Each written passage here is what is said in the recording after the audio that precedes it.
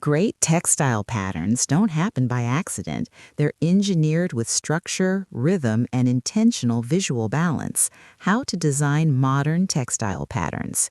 Open Adobe Photoshop and create a square canvas around 2,000 pixels to allow detailed motif work suitable for fabric scaling.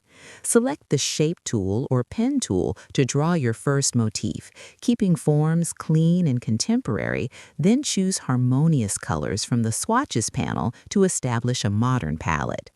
Duplicate the motif layer and reposition it using the Move tool while holding Shift so spacing remains consistent. Then group related elements so adjustments stay organized. To build repetition,